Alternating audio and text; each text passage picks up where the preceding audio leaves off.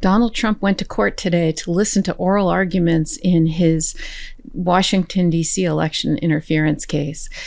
Why is that significant?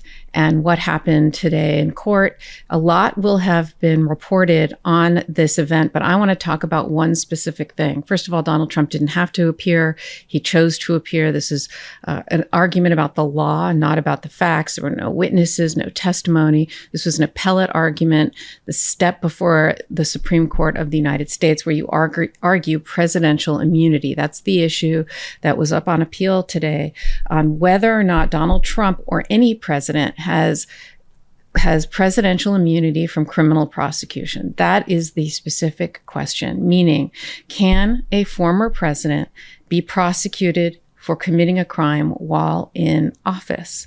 So that is the only question that is before the court today, whether there's absolute immunity. And there are many different issues within that general immunity because, for example, there's civil immunity for presidents and others. And that is something the court has ruled on before. And that basically says if you're doing your job, even kind of job adjacent, meaning it's within the outer perimeter of your job duties, then you're immune from civil liability for actions that you took as president. So that's civil immunity, but criminal immunity has never been ruled on. However, criminal investigations have been going on against former presidents or presidents since for many, many years.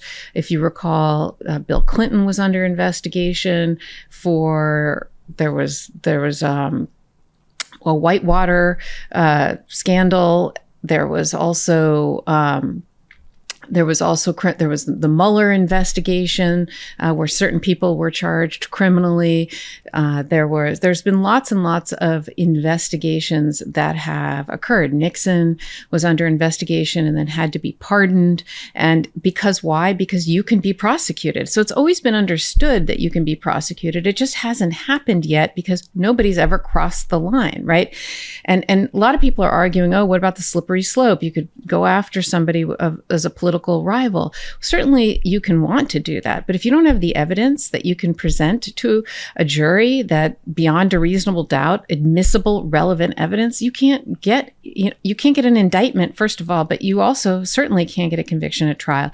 So there are checks and balances. I don't buy the slippery slope argument, but one argument, I would say there were four issues that happened that were really kind of up for grabs in a discussion, in the discussion about immunity. And those issues, I would say, are presidents immune, right? Period, full stop, for criminal activity? And if they're not immune, do you have to be impeached and convicted by the Senate first before prosecution? Okay, because there is something in the 14th Amendment called the Impeachment Judgment Clause, which there are two clauses that talk about impeachment. One is that the president, vice president, any officer can be impeached for high crimes, misdemeanors, and they list a few others. What happens is you get impeached by the House, and then there's a trial in the Senate.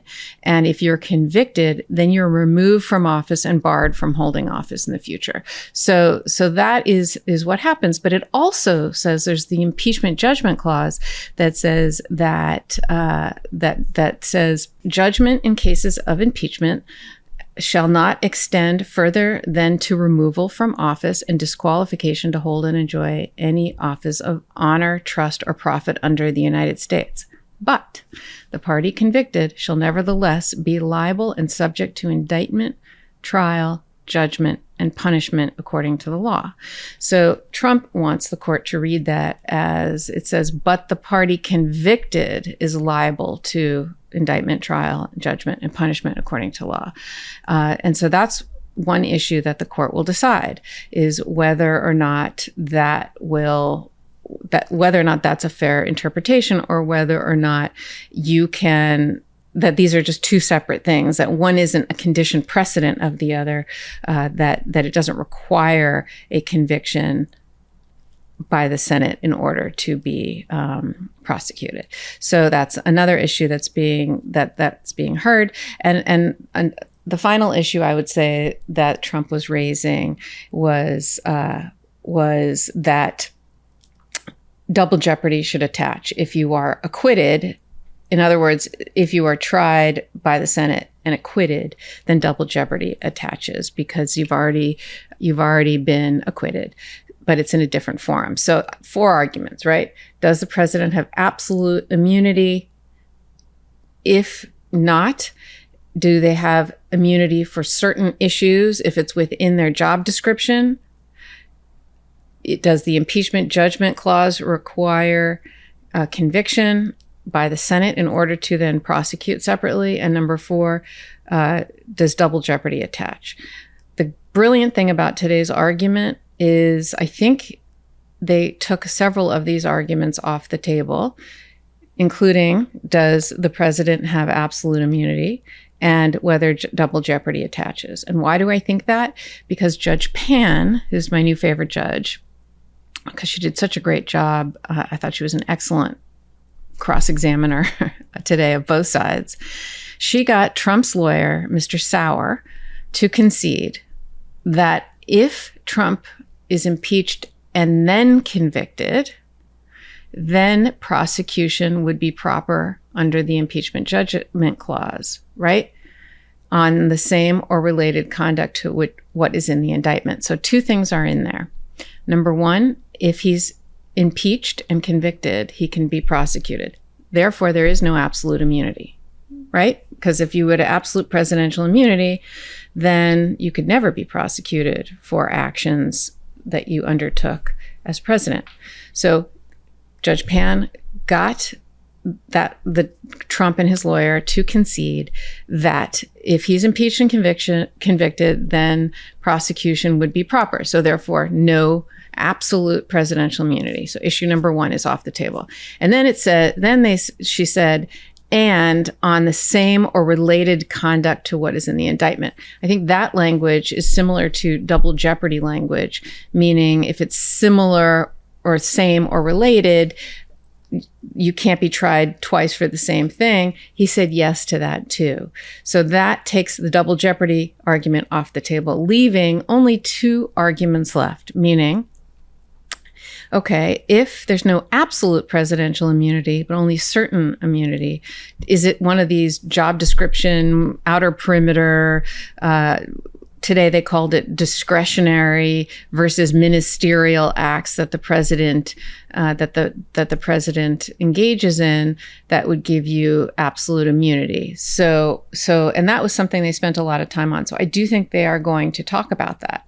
And if they do talk about that and they do rule that there is immunity, although I don't think so, because the examples they gave of official acts such as selling a pardon, right? To pardon someone, that's absolutely within the official act of a president. And if he sold a pardon to somebody, right, to make money as opposed to doing it for just reasons, which is what they're supposed to do, it just would make no sense that you couldn't prosecute a president criminally for that. Or the other example that they talked a lot about was, what if the president, as commander-in-chief of the military, ordered SEAL Team 6 to assassinate their political rivals? Would that be criminal? And of course, absurdly, they use absurd examples like that to show, to test essentially the boundaries of these arguments. So I don't think they're going to rule that even official acts give you immunity as president. I just don't see it. And so the only real question that is left for them to decide, I think, just given from how they were talking today, was whether or not you have to be impeached and convicted by the House and the Senate in order to be then tried and prosecuted and indicted and investigated and all of that criminally by the Department of Justice. And so that's, I think, the one question that we'll see what they say. I think it's pretty clear that the DC Circuit, this interim court, will rule that it does not require that, because if you look at precedent, history, and and text of papers, et cetera, you will see that there was nothing that supports that position, and the plain reading doesn't exclude. It doesn't read as this is a requirement or a prescription. So I don't think the DC Circuit is going to find that. I think let's see how quickly that they rule. I think it could be days. Their decision is probably already written, and they're just filling in a few blanks after today. So I think we'll see a decision by the end of the week. That's my prediction. And then Trump has, I think, 90 days to go to the Supreme Court. There's terminology at the end of the end of Jack Smith's motion that asks for a 5-day mandate at the end of when they rule, if they can issue a 5-day mandate, because these judgments aren't self-executing. And so if by doing it, the judgment gets entered and the case gets sent back down because Jack Smith wants that case, Tanya Chutkan's case, to go. Of course, Trump will then argue that the case should be stayed because he's going to appeal to the United States Supreme Court. So, because as everybody says and has said, he is looking for reasons to delay and not go to court.